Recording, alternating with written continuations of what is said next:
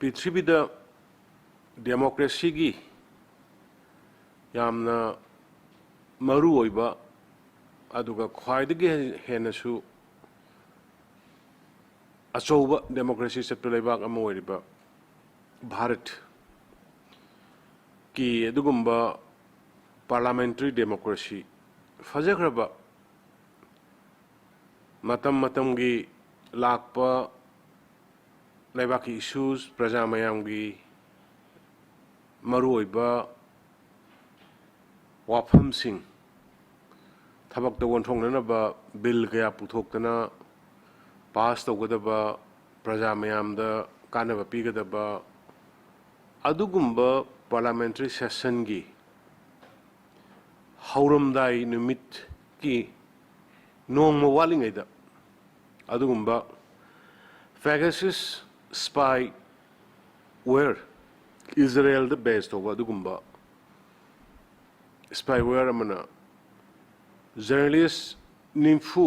की मथक्ता यावबा top scientist Singh यावबा अदुगा India की politician खरा अमदी इंडिया minister union minister यावबा मखोई की recordings मखोई की अरोना थुप मयामा में यावबा पोट खरा लीक ओइरकपदगी थोकिबा हुजिकी पार्लियामेंट सेशन दा सेशन फंबा यादव मखै opposition सिंगना तौरिबा पोट से अखोई डेमोक्रेसी बु थाजबा डेमोक्रेसी चटपा भारत की नागरिक अमा ओइना अखोइदा चिंगनबा फावगे मदि हाइरिबा थौदोंग से अखोई यानिंगदे हाइदना फोंदोकली मरमदी हंदकी मॉनसून सेशन सिदा भारत की यामना मरुओइबा फार्मर सिंगी शेड्यूल ट्राइब सिंगी ओबीसी सिंगी नुपी सिंगी सोथरबी कया अमदी लेबाक सिगी ओइबा मरु ओइबा बिल कया पास तौननबा ngasi adugma prime minister Narendra Modi ji led government china same sadan le haibasi khangba uba kangbuna masigumba afaba miyam praja gi damukta phagadaba bill singba si pass tawhandanaba honaba manba sabotage tawhanaba honaba manba disruption tawhanaba gi honaba manba yai khai thingaiba तौननबा लोक्टुनबा मानबा अदुगुम्बा motive अदुगुम्बा थबक खर उबसे खोय condemn तवे ऑनरेबल प्राइम मिनिस्टर ना पार्लियामेंट सेशन दा हंतक नौना इंडक्ट तौखरबा अदुगुम्बा ऑनरेबल मिनिस्टर सिंह भारत की पुवारी दा नुपी सिंह दा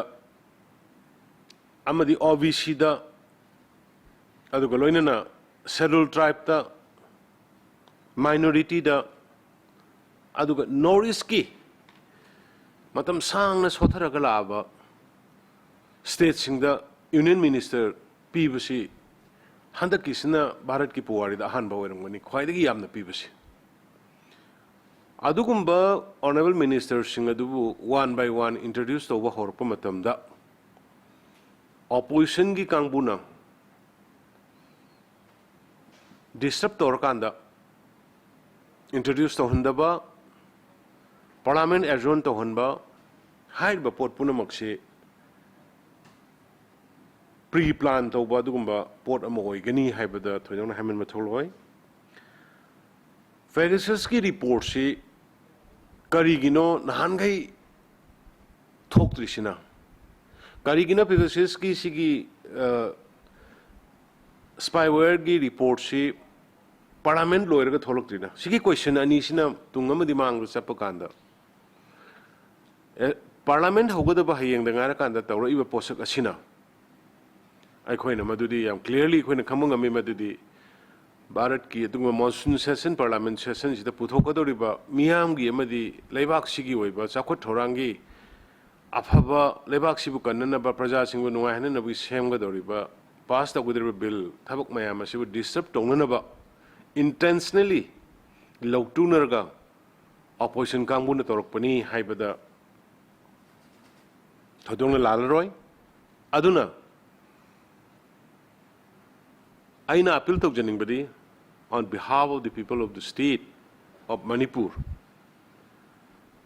sugumba democratic system sidaida parliament fu function tawbu yahandaba thabasi khudak handokadabani loinana sarkar paibidi ba honorable prime minister modi ji gi makhada koina thajabasu thammi madudi sungsoi soidana sugumba